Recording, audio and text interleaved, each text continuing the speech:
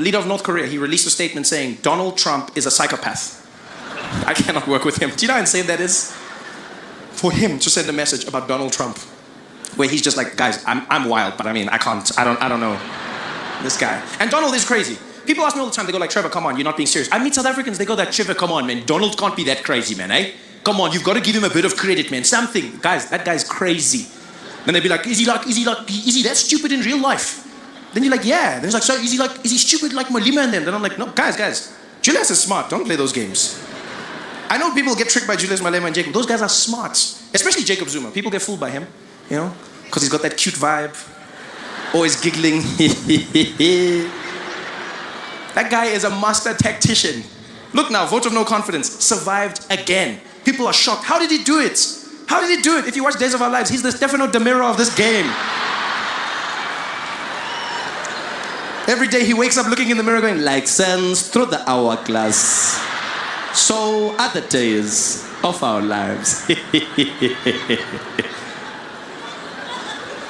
a lot of people make that mistake. I've realized a lot of people make that mistake. You think our politicians are stupid. Maybe it's because of how they speak. Maybe it's because of how they sound. You know, Jacob Zuma is smart. Jacob Zuma was the head of intelligence for the ANC during the struggle. And Jacob Zuma started the chess team on Robben Island. A lot of people don't know that. He started the chess team. Yeah, that's why he's so good with moving the cabinet around. He's busy, yeah, Pravin, like that, because he's a horse. Check. Donald Trump is not like that. One thing I'll say about Jacob Zuma, catch him in a corner, ask him anything about policy, that guy will rattle it off. He may not know how to read, but he knows what he's talking about. Donald Trump has no clue about any policy whatsoever. He knows nothing about geopolitics. He knows nothing about his healthcare. Every time Donald Trump answers a question, you know he doesn't know the answer because he answers it like he's a contestant in one of his own beauty pageants. That's how he answers it. Every time you see Donald Trump on TV, you can see he's making it up as he's going along. They'll be like, Mr. President, can you tell us about your healthcare rollout and how pre-existing conditions are going to be covered? I know. We're going to have so much coverage, folks. The best coverage. All the coverage. I'm going to get it. All of it. It's going to be so good. Great. Some people even say the best. But how is it going to work? It's going to work. It's just going to work, folks. It's going to work. It's going to be done. I'm going to do it. It's going to be done. And the people in South Africa and Iraq and the countries and health and insurance, and we're going to do all the things healthy with the money and also, thank you.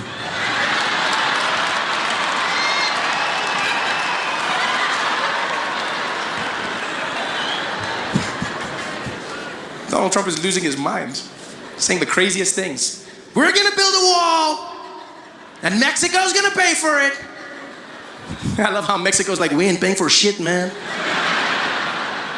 We might build your wall, but we ain't paying for it, man. Stupid. Donald Trump's just doing his own thing. Everything seems to be going wrong for him. Now he's getting ready to start a war, launch a nuclear weapon. North Korea, they will know. Fire and fury. Fury and fire. Fast and furious. Tokyo Drift. Like no one's ever seen. This guy's gonna blow up the world, people. He's not having a good time. So I correct people all the time. I go, look, man, say what you want about Jacob Zuma. He knows his policy. Yeah, doesn't mean he's getting things right. Doesn't mean he's doing the correct things, but he knows his policy. You can't say they're the same, you know? And say what you want about Jacob Zuma, but he knows how to handle his ladies. Yeah, he doesn't have any problems there. Donald Trump, walking around in public, his wife smacking his hand away. Pa! In public. Do you know how embarrassing that was? Donald Trump was there, trying to hold Melania's hand. She just slapped it away. He tried to grab it and she, pa! And then the second time, he tried to grab it and she just did like a little thing.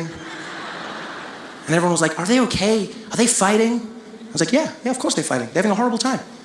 Completely horrible time. And you don't even need to see the video of the hands to know that they're having a bad time. I've had a theory for a long time that Donald Trump and his wife are not in a happy relationship. And I don't want to start any rumors, but I've noticed this. You know, I've noticed it in their speeches. Every time Donald Trump or Melania speak, it seems like they're throwing shade at each other. They're giving a speech, but they're actually talking trash about the spouse. Every time, all you have to do is listen to the subtext of what they're saying. For instance, Melania Trump came out. She made a speech about her platform as First Lady. In America, every First Lady gets to choose what their dream job is going to be, what they're going to be doing to help the country. Michelle Obama says she's going to help kids get healthy meals and workouts. Melania Trump came out, and what did she choose? She came out, no one forced her, and she was like, as First Lady, I believe we need to fight against the cyberbullying.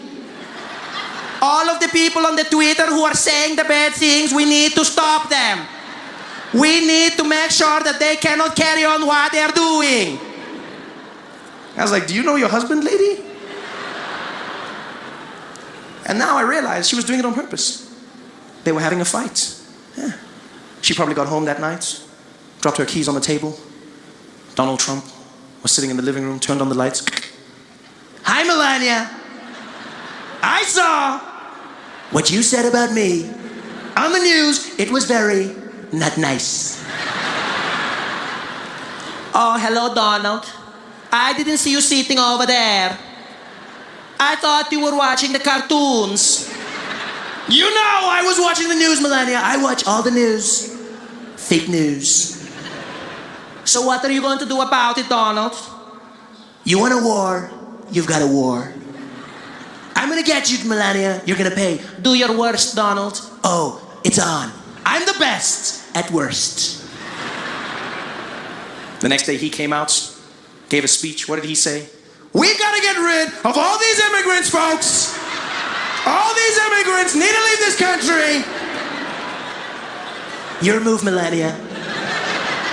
She went to a women's conference. We need to stop sexual assault. The men who are grabbing the ladies without their permission. We need to. So I was like, yo, you guys need to sort your shit out at home, man. Hey guys, thanks for watching. Make sure to subscribe to my channel so you can win cool prizes. And by prizes, I mean surprise. There's no prizes. It's a free YouTube video, you greedy. Just click the video, man. Why you want free things on free things? Okay, great, I got a promise I will not be going to jail. I'll switch things up now. Let's see how we do this. How's everybody doing tonight? You guys good? Everyone good? First of all, thank you so much, Steve. Good evening, Mr. President, First Lady, members of the media, and all the men relieved that Ronan Farrow isn't here tonight. It is my great honor to be speaking tonight at the nation's most distinguished super spreader event. No, for real, people, what are we doing here? Let's be honest, what are we doing? Like, did none of you learn anything from the gridiron dinner? Nothing, huh? Like, do you read any of your own newspapers? I mean, I expect this from Sean Hannity, but the rest of you, what are you doing here? You guys spent the last 2 years telling everyone the importance of wearing masks and avoiding large indoor gatherings. Then the second someone offers you a free dinner, you all turn into Joe Rogan, huh? I mean, Dr. Fauci dropped out. That should have been a pretty big sign. Fauci thought it was too dangerous to come tonight. Pete Davidson thinks it's okay. And we all went with Pete. Okay. All right, then. Now, for those who don't know me, my name is Trevor Noah, and I'm really honored to be here, honestly. You know, because you could have picked any comedian. You could have invited anyone, but you went with the South African variant. Very on theme. I appreciate that. And COVID risk aside, can I just say how happy I am that this event is happening again for the first time in 3 years. Yeah. And the truth is, I want us all to have a good time tonight. So please, everyone relax. You know, I know everyone in this room is worried about who catches you laughing at what, but just chill, just chill. We're celebrating, we're out. You know, get comfortable. Not too comfortable, Jeffrey Toobin, not too comfortable. No, you know what? No, don't ooh him, a bunch of haters. You know what? So what, Jeffrey? You made a mistake, you whipped it out in front of your coworkers. That's the first step to winning a Grammy for Comedy Album of the Year. You're halfway there, my friend. You don't let the haters stop you. We all come back from mistakes. Now, you might have noticed I'm going to be telling some jokes tonight. But I want you to understand, I'm not here to tear anybody down, okay? Yeah, I might roast you gently, you know, like a pair of testicles on a Tucker Carlson special, but I'm not doing this just for the attention, all right? I'm a comedian, not Kirsten Sinema, all right? And by the way, give it up for Kirsten Sinema. Whoever thought we'd to retaliate against the US's new tariffs? Because you see, Trump has a policy. You don't criticize him behind his back, all right? And you also don't criticize him to his face. Side doesn't work either. Yeah, you write it down on a piece of paper and then rip it up into tiny pieces and someone will run by and pick it up. That's how it works. Because if you do criticize Trump, he'll send his guys out on TV to let you know that it's on. The president's advisors fiercely attacking Trudeau on the Sunday shows. He holds a press conference and he said the U.S. is insulting. He really kind of stabbed us in the back. There's a special place in hell for any foreign leader that engages in bad faith diplomacy with President Donald J. Trump and then tries to stab him in the back on the way out the door. Wow. There's a special place in hell for any foreign leader that engages in bad faith diplomacy with President Donald J. Trump. That is a serious threat and a very specific place in hell. That sounds VIP as shit. Yeah, that's just like one person.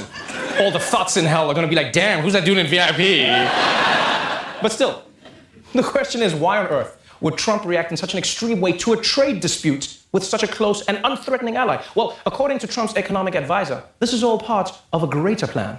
POTUS is not going to let a Canadian prime minister push him, POTUS, around President Trump on the eve of this. He is not going to permit any show of weakness on the trip to negotiate with North Korea, nor should he. So this was about North Korea? Of course it was, in large part. Of course it was, in large part. Why was he doing that like he had just watched a Tyler Perry movie? Our president will not get pushed around. He will not. So, in essence, to win his Nobel Peace Prize with North Korea, Trump is going to start a war with Canada. It really is brilliant, and the man is playing some two-dimensional chess. Remember that photo of President Trump at the G7 summit from a few weeks ago? Remember that one where it looked like all the other world leaders were fighting with Trump because he refused to take a bath? Yeah? Well, it turns out there's a pretty sweet story behind it. Chancellor Merkel of Germany and Prime Minister Trudeau of Canada wanted to press Trump directly to sign the communique, and Trump was sitting there with his arms crossed, clearly not liking the fact that he felt like they were ganging up on him. He said, okay, he'll sign it, and at that point he stood up, he put his hand in his pocket, and he took 2 Starburst candies out, threw them on the table, and